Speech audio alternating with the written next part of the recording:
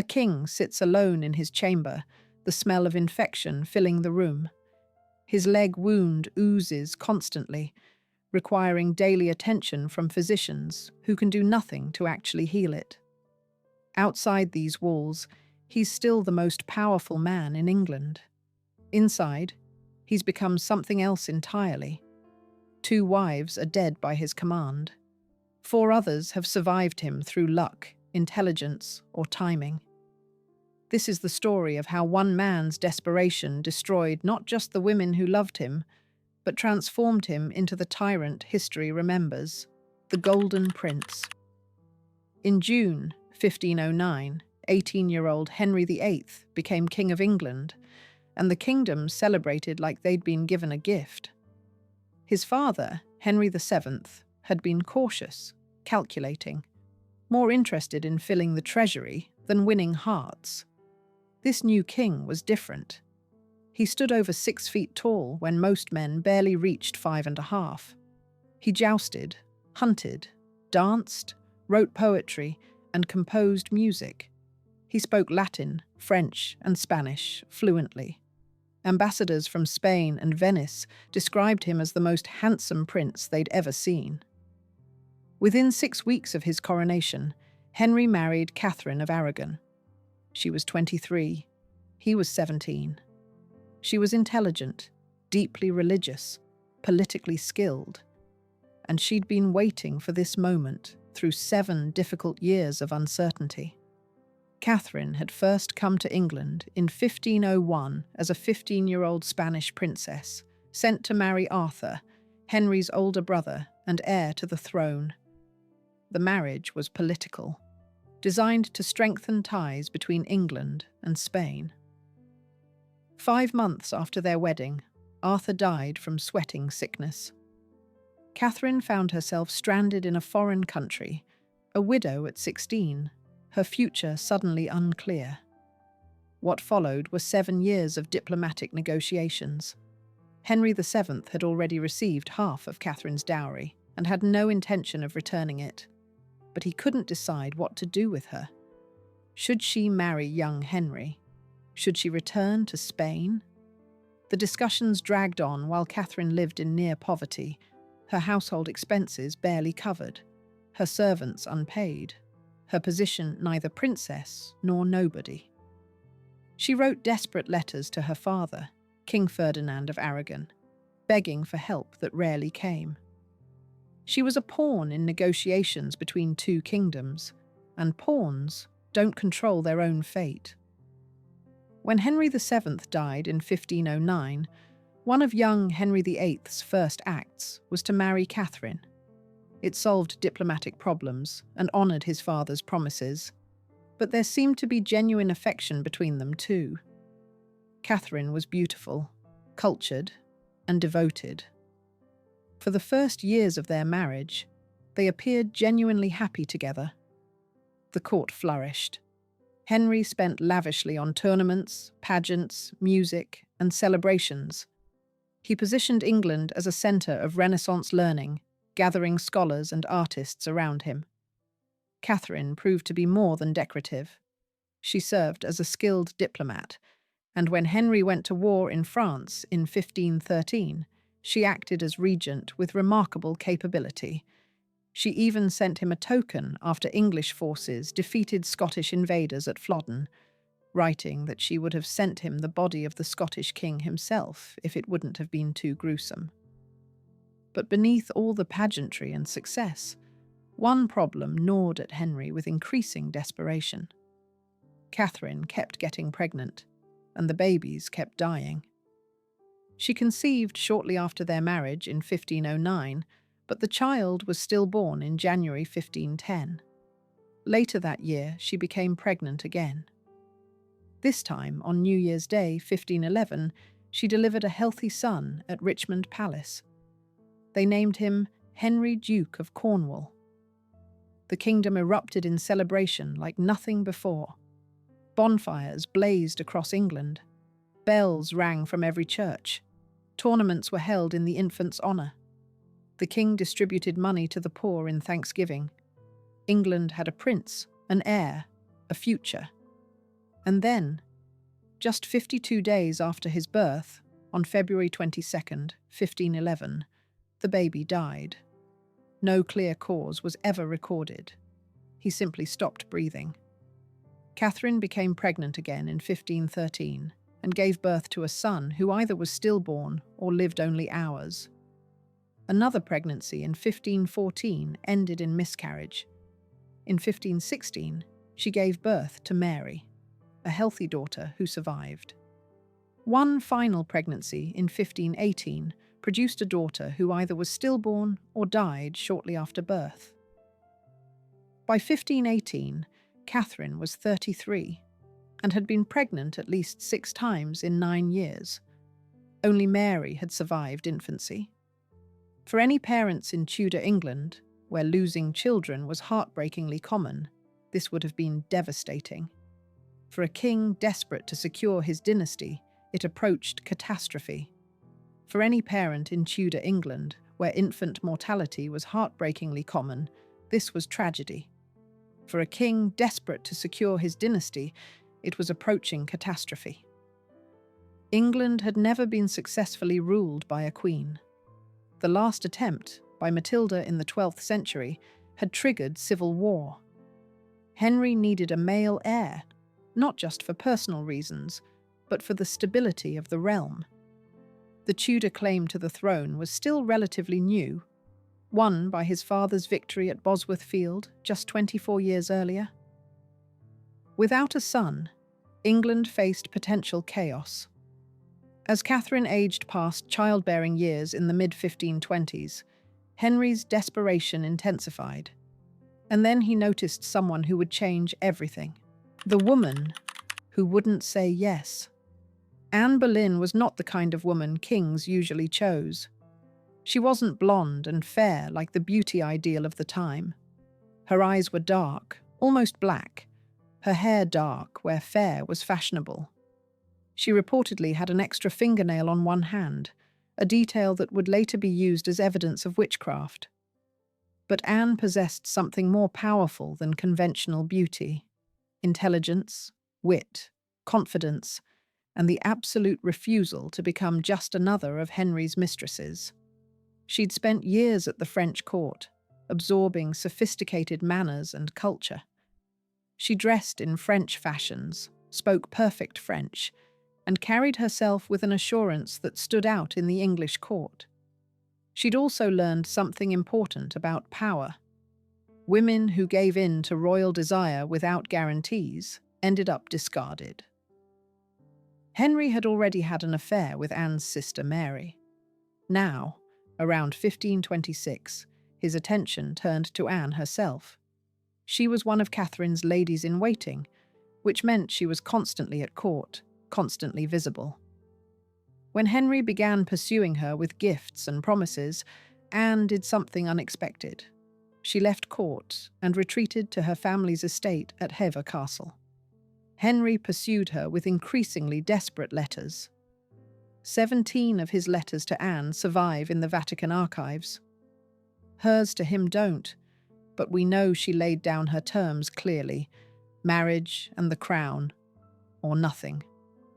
She wouldn't become his mistress. She wouldn't settle for being loved and discarded like her sister had been. If Henry wanted her, he would have to marry her. For Henry, this transformed from desire into obsession. He convinced himself that his marriage to Catherine must be cursed by God. After all, the Bible stated in Leviticus that a man who marries his brother's widow would remain childless. Never mind that Mary existed, or that the Pope had granted special dispensation for the marriage in the first place. Henry needed his marriage to be invalid, and what Henry needed, he usually found a way to get. In 1527, he formally asked Pope Clement VII to annul his marriage to Catherine.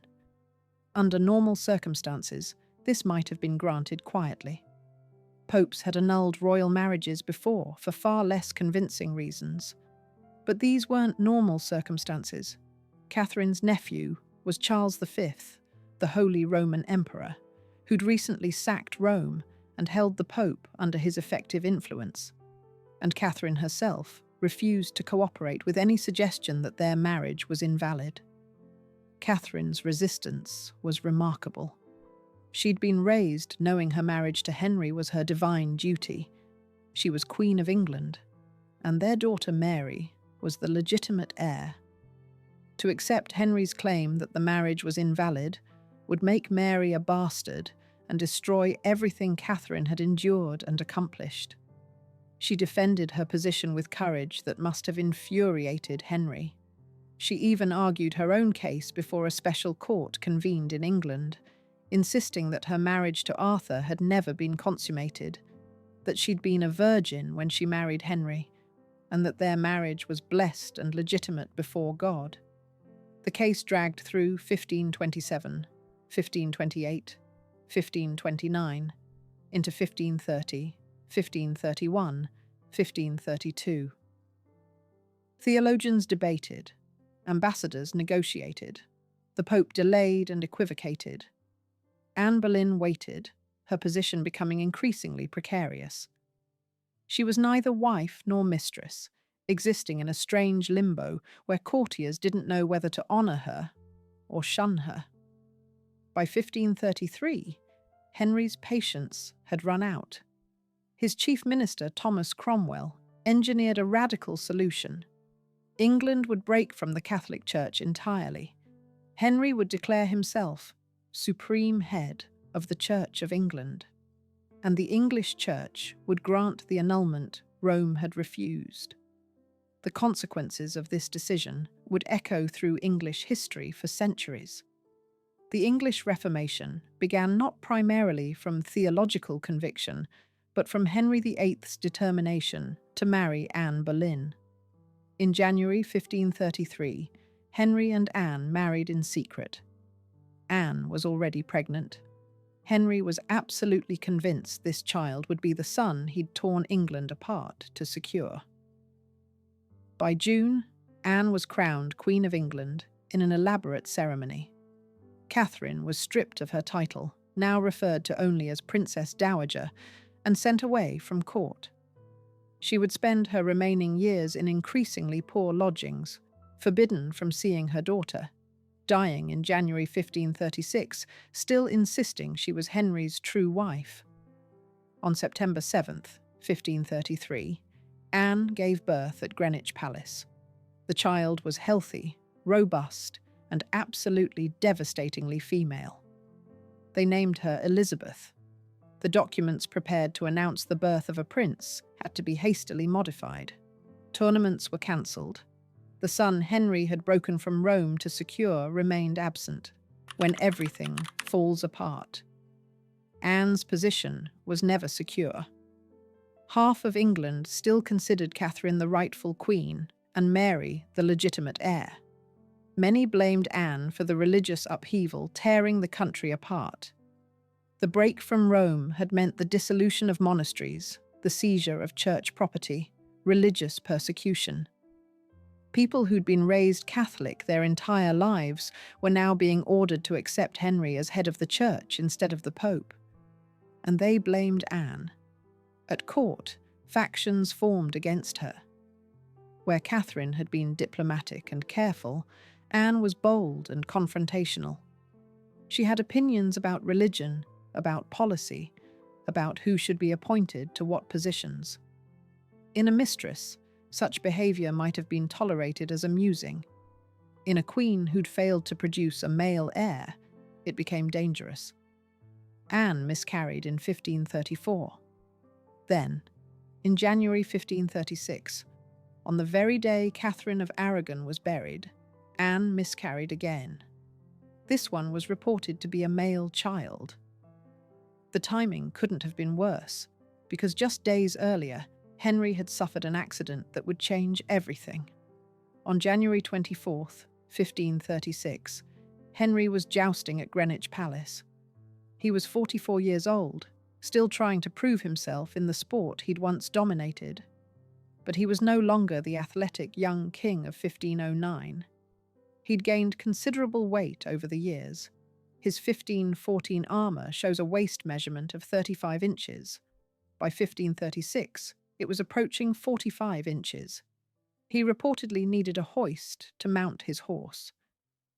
During the joust, Henry was unseated.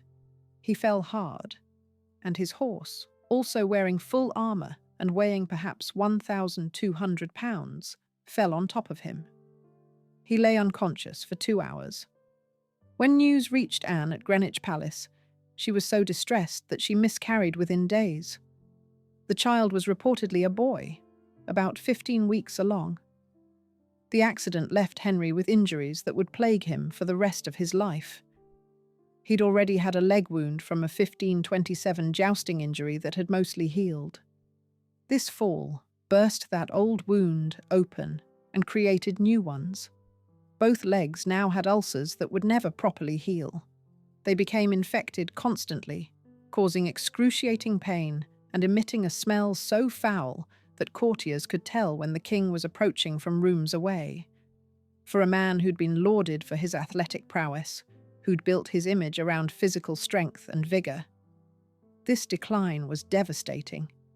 Some historians believe the head injury from the fall caused brain damage that altered Henry's personality, making him more paranoid, more volatile, more cruel.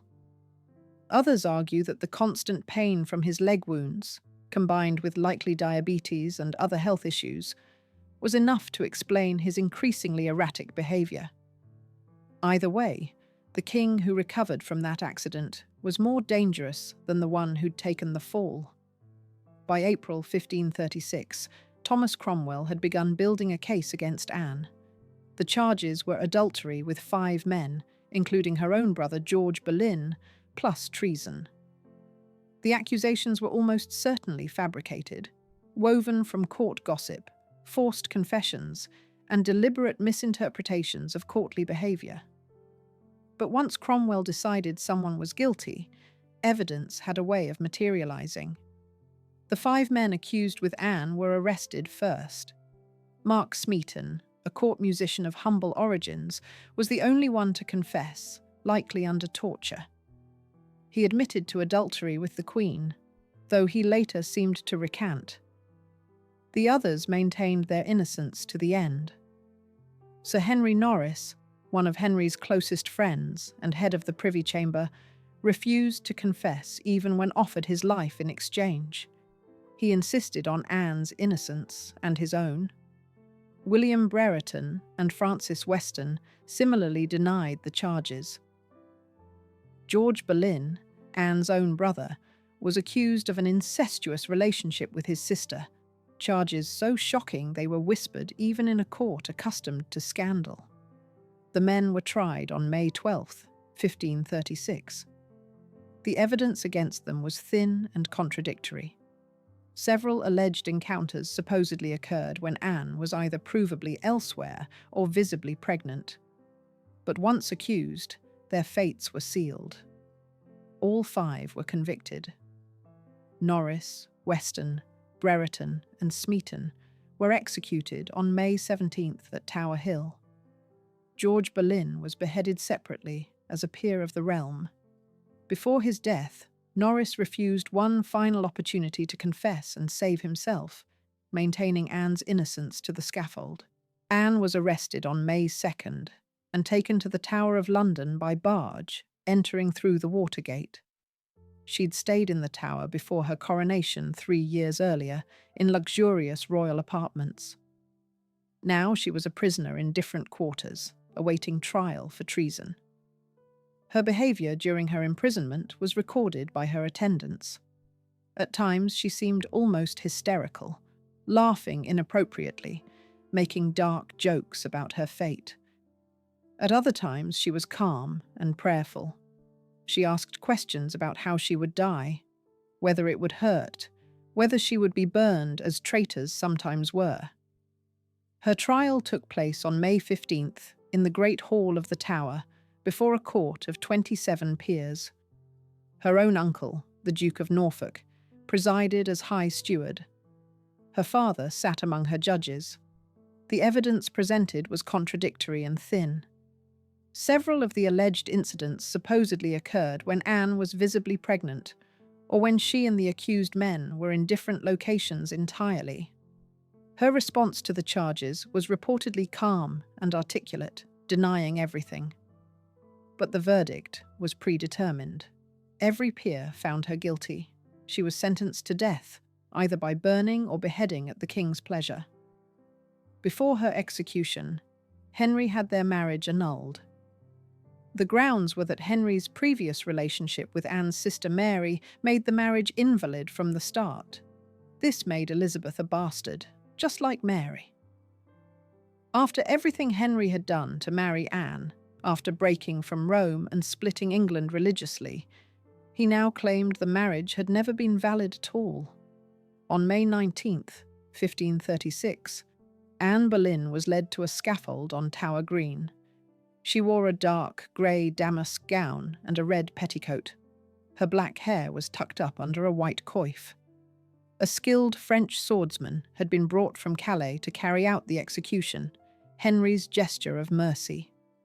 The normal method would have been beheading with an axe on a block, which was often botched, sometimes requiring multiple strikes. The sword was faster and more certain. Anne spoke briefly to the small crowd of witnesses. She praised the king as a gentle and noble prince. She asked them to pray for her. She knelt upright, without a block, her head held steady. The swordsman approached from the side. One swift stroke, and Anne Boleyn was dead at about 35 years old. The very next day, Henry became formally betrothed to Jane Seymour, one of Anne's ladies-in-waiting. They married on May 30th, 11 days after Anne's execution. If anyone at court thought the timing was inappropriate, they were smart enough to keep silent. The price of a son. Jane Seymour was everything Anne had not been. Where Anne was dark, Jane was pale. Where Anne had been assertive and outspoken, Jane was submissive and quiet. Her family motto was, "Bound to obey and serve." She came from respectable gentry, but lacked Anne's sophistication and political connections. She'd been carefully coached by Cromwell and others on how to handle Henry, stay quiet, defer to his judgment, never challenge him. When Jane once tried to plead for the monasteries being dissolved, Henry reminded her sharply what had happened to Anne Boleyn for interfering in his affairs. Jane learned her lesson. Her role was clear. Produce a male heir and stay alive while doing it. In early 1537, Jane became pregnant. Henry was now 45, his health declining, his leg wounds constantly infected. But if Jane could give him a son, all the upheaval of the past decade would be vindicated. England would have a male heir. The succession would be secure. On October 12th, 1537, after a long and difficult labour, Jane gave birth to a healthy male child at Hampton Court Palace. They named him Edward. England exploded in celebration. Church bells rang across the kingdom. Bonfires blazed. 2,000 rounds were fired from the Tower of London in salute. The prince was christened 3 days later in an elaborate ceremony. Jane, weakened from the difficult birth, attended in a chair. Within days, Jane developed symptoms of puerperal fever, the childbed infection that killed so many women in an era before antibiotics. She grew feverish. The infection spread through her body. On October 24th, just 12 days after giving birth to the son Henry had wanted for so long, Jane Seymour died. She was 28 years old. Henry genuinely mourned her. She was buried with full royal honours at St. George's Chapel, Windsor. He later specified that when he died, he should be buried beside her. Of all his wives, Jane held the most honoured position in Henry's memory, and the reason was simple. She'd succeeded where the others failed. She'd given him a living, legitimate son. That she'd died in the process only elevated her in his estimation. She remained frozen in that moment of triumph, never given the chance to disappoint him or challenge his will. But Henry was only 46. Edward was healthy, but infant mortality was high even for princes. The king needed more sons as insurance, and he needed a wife. Less than 2 years after Jane's death, negotiations began for a fourth marriage, the woman who survived by saying yes. By 1539, European politics made an alliance urgent. Thomas Cromwell proposed a marriage with Anne of Cleves, sister to the Duke of Cleves, a small but strategically important German duchy. To help Henry decide, court painter Hans Holbein travelled to Germany to paint portraits of Anne and her sister Amelia. Holbein's portrait of Anne pleased Henry. The painting showed a serene young woman in fashionable dress, looking regal and composed. Arrangements moved forward. Anne left Cleves in late 1539, travelling through brutal winter weather to reach England. The journey took weeks. Henry, ever romantic despite mounting evidence that his romantic gestures rarely ended well, decided to surprise Anne before their official meeting. He disguised himself and burst into her chambers at Rochester, expecting to be recognized through the power of love like something from a fairy tale. Anne, who'd never seen him and certainly hadn't been warned about surprise visits from middle-aged men in costume, reacted with confusion. Henry was forced to reveal his identity, and the encounter was a disaster. He returned to his advisors furious. He called Anne plain. He said she was nothing like her portrait. Whether Anne was actually unattractive, or whether Henry's reaction stemmed from the awkward meeting and his own diminished state, is impossible to know. Holbein's portrait shows a perfectly pleasant-looking woman, but perhaps he'd been diplomatically flattering. Or perhaps Henry, now nearly 50, grossly overweight, with constantly infected leg wounds, simply expected too much. The wedding couldn't be cancelled without massive diplomatic fallout. Anne had already travelled to England. The alliance had been publicly announced. On January 6, 1540, Henry married Anne of Cleves. According to Henry, the marriage was never consummated. He claimed he couldn't bring himself to fulfill his marital duties, that Anne wasn't attractive enough to arouse his interest. Whether this was true or merely a convenient lie is debatable, but it provided grounds for annulment. Anne, fortunately for her survival, proved remarkably intelligent and pragmatic. When approached about an annulment just 6 months after the wedding, she agreed immediately. She signed whatever documents were required. She acknowledged the marriage had never been consummated. She made no protest, no demands, no difficult. In return, Henry granted her an extraordinarily generous settlement. She received multiple properties, including Richmond Palace and Hever Castle, which had been Anne Boleyn's childhood home. She received an annual income that made her one of the wealthiest women in England. She was given the honorary title of the King's beloved sister. The annulment was finalised in July 1540. Anne lived comfortably in England for the rest of her life. She learned English, adopted English customs, and maintained friendly relations with Henry and his children. She attended court functions and holiday celebrations. She even attended the wedding when Henry married his fifth wife. She outlived Henry and all his other wives, dying peacefully in 1557. Of all Henry's marriages, this one ended most satisfactorily for the woman involved, and the key was simple. Anne gave Henry exactly what he wanted without resistance. Thomas Cromwell, who'd arranged the marriage, wasn't nearly as fortunate. He was arrested on charges of treason and heresy on the same day the annulment was proposed. After years of faithful service, after orchestrating the English Reformation and managing Henry's increasingly complicated matrimonial disasters, Cromwell's reward was execution. He was beheaded on July 28, 1540, the same day Henry married his fifth wife. The tragedy of Catherine Howard. Even before his marriage to Anne of Cleves was officially dissolved, Henry had noticed another young woman at court. Catherine Howard was perhaps 17 or 18, from a poor branch of the powerful Howard family. She was Anne Boleyn's first cousin, though this apparently didn't trouble Henry. She was lively, pretty, and attentive to the aging king. After the disaster with Anne of Cleves, Catherine represented youth and renewed possibility. They married on July 28, 1540, less than 3 weeks after the annulment. Henry showered her with gifts and jewels. He called her his rose without a thorn. He seemed rejuvenated by her presence, more cheerful than he'd been in years.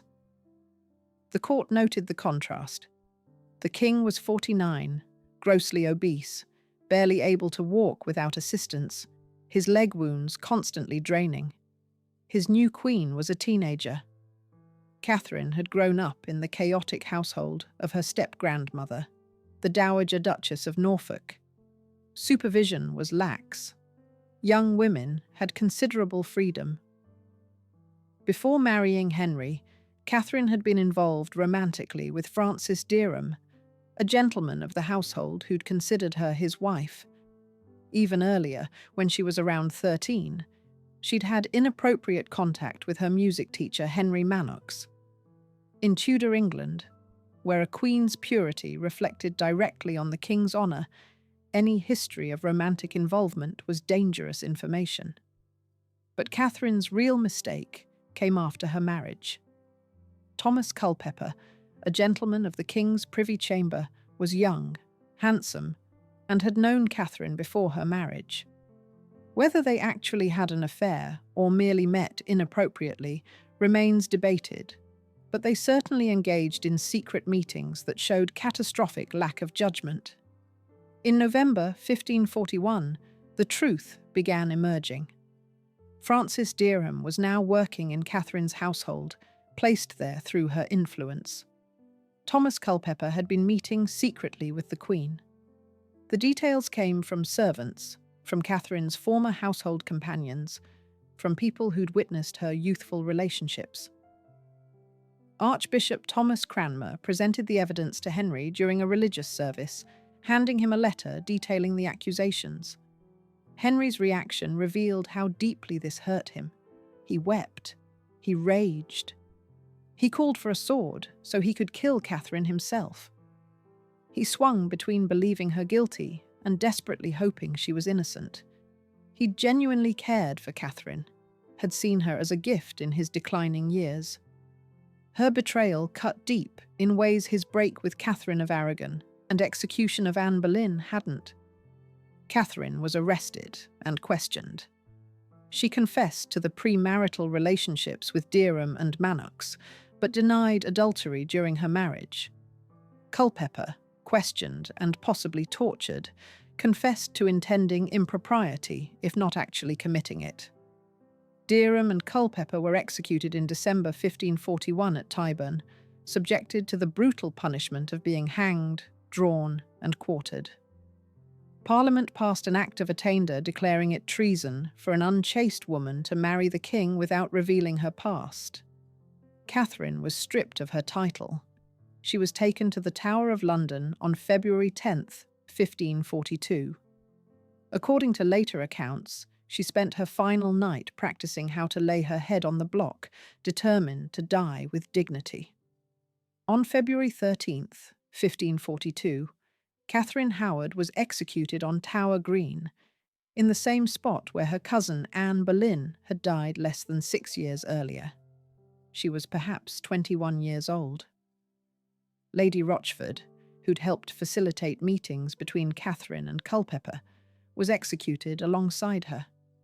2 wives executed, both at the Tower, both from the Howard family, both accused of betraying the king. The pattern was unmistakable, and England was running out of noble families willing to risk marrying their daughters to Henry VIII, the final wife. Catherine Parr was 31 when she caught Henry's attention in 1543, a widow twice over, educated, intelligent, and in love with Thomas Seymour, brother of the late Queen Jane. But when the king proposed marriage, refusal was impossible. Thomas Seymour was diplomatically sent away, and Catherine accepted her fate. They married on July 12, 1543, at Hampton Court Palace. Catherine entered the marriage with no illusions. She'd witnessed Catherine Howard's execution just over a year earlier. She'd seen what happened to queens who displeased Henry. She understood that survival required extraordinary care and political intelligence. Henry was 52. His health had deteriorated catastrophically. His leg wounds oozed constantly, requiring daily attention from physicians who could do nothing to actually heal them.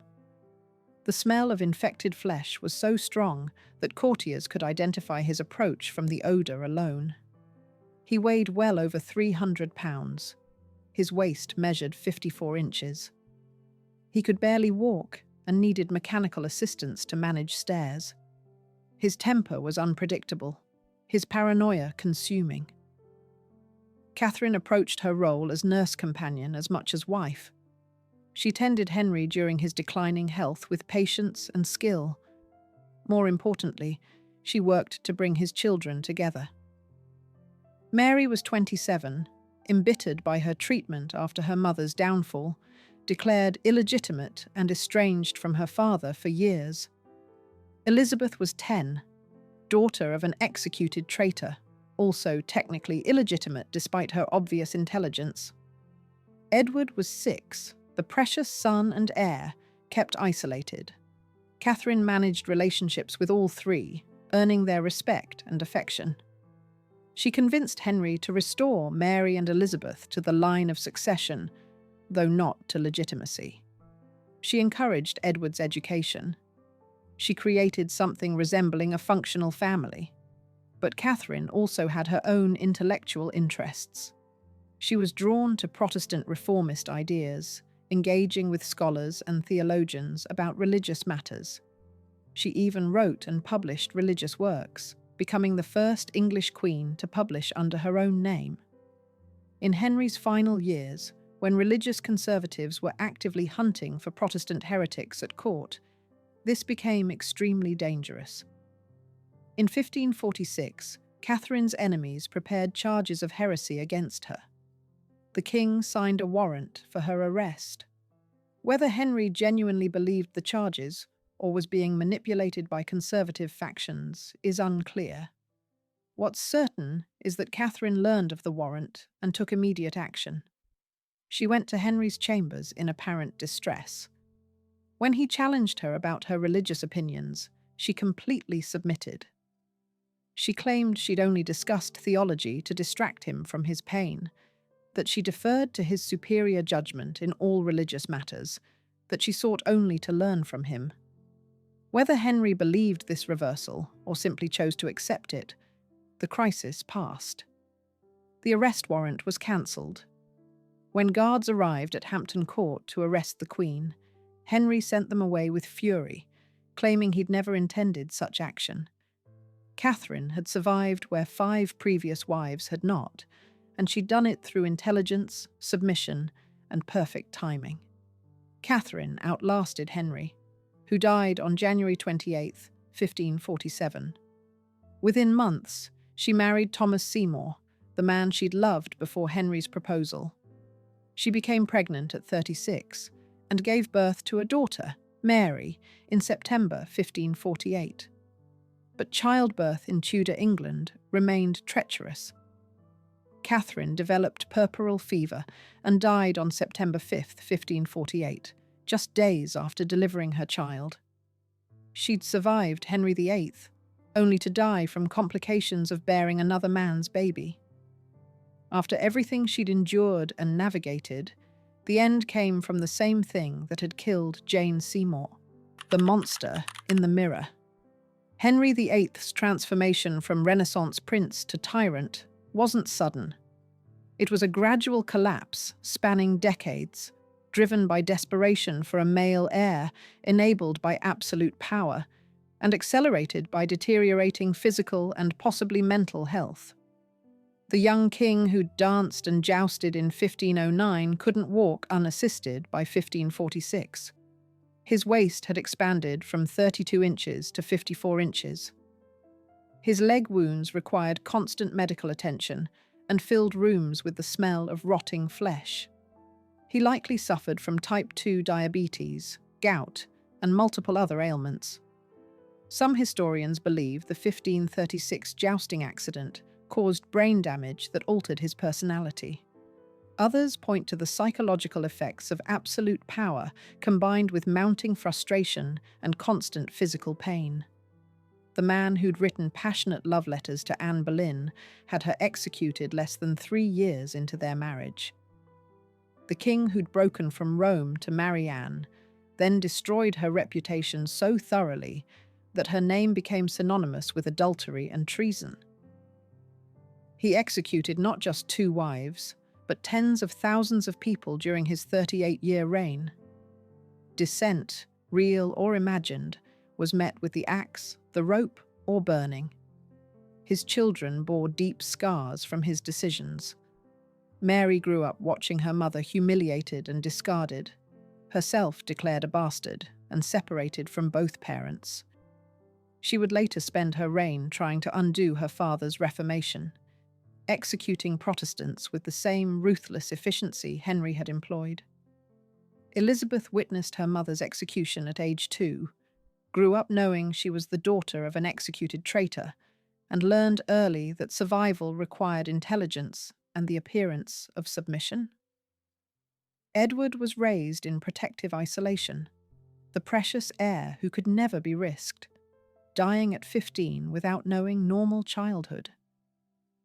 Henry's desperate quest for male heirs resulted in 1 son who died young, 2 daughters he'd declared illegitimate, and a kingdom permanently divided by religious conflict. The Tudor dynasty he'd sacrificed so much to secure would end with his children anyway, as none produced surviving heirs. Elizabeth, the daughter of Anne Boleyn, whom Henry had considered such a disappointment, became England's greatest monarch, ruling successfully for 45 years. But Henry never saw any of that. He died in January 1547 at Whitehall Palace, obese, probably in considerable pain, having transformed himself from beloved prince into feared tyrant. His paranoia had alienated most who'd once loved him. His health had destroyed any quality of life. His obsession with succession had resulted in breaking from Rome, executing 2 wives, annulling marriages to 2 others, and creating religious divisions that would haunt England for generations. The final years were brutal. He could barely move without assistance. The smell from his leg wounds announced his approach.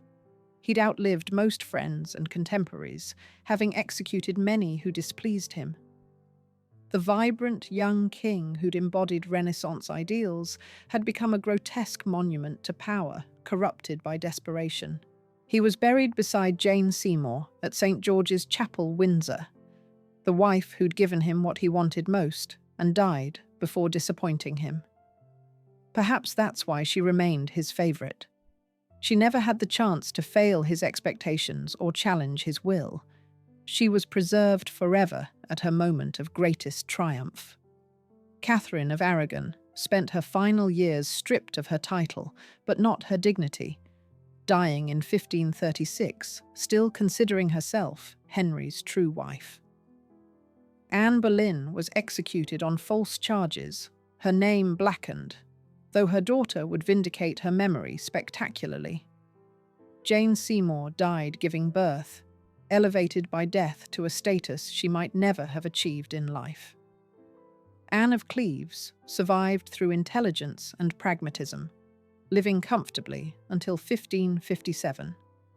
Catherine Howard paid with her life for youthful mistakes and possible indiscretions, executed at around 21.